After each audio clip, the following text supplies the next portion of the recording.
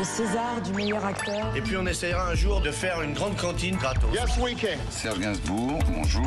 Il n'y a eu qu'un vainqueur, c'est l'espoir. Europe 1, 7h24, le jour où on plonge dans les archives d'Europe 1. Ouais, on retrouve Laure d'Autriche pour cette date du 20 février 1986. Une nouvelle chaîne de télévision a été créée en France, la 5, une chaîne privée, gratuite, lancée par un homme italien qui n'est pas encore, à l'époque, une personnalité politique de premier plan, mais un homme d'affaires et un mania de la télévision.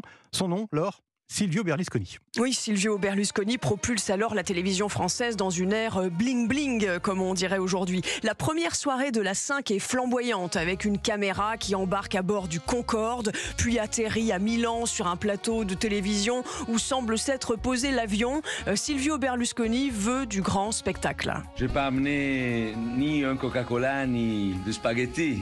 Je voulais le faire, hein. Je suis un homme de télévision, il faut faire des coups de théâtre, certaines fois. Je pense que c'est beaucoup mieux de prendre des spaghettis avec de Beaujolais.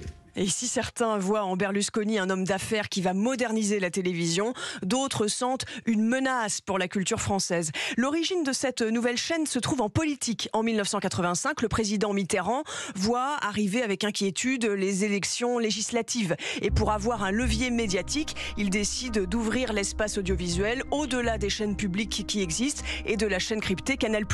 Après les premières heures de la 5, réaction de Français sur Europe 1. On a une culture francophone d'abord, et je crois que c'est ça qui pêche un petit peu ce soir. De toute façon, les messieurs seront tout de même contents parce qu'on a vu passer de beaux spécimens féminins. Au niveau des programmes, des films, des émissions, des variétés, des jeux, moi je trouve que ça assure. Pendant 6 ans, la 5 va remporter de beaux succès avec la diffusion de séries américaines comme Dallas ou du dessin animé Princesse Sarah. Oh, ne vous inquiétez pas, son père m'a confié la charge de vous régler toutes les dépenses occasionnées pour son installation. Les stars de l'époque sont débauchées pour animer des émissions sur la 5, Patrick Sébastien, Stéphane Collaro, Jean-Claude Bourret ou encore Amanda Lear, heureuse de participer à cette télévision nouvelle. Elle est très riche, très luxueuse, très grand spectacle, comme on en avait envie depuis des mois et des années. Mais la chaîne devenue déficitaire s'arrête 6 ans plus tard en 1992. Lors du dernier générique, le public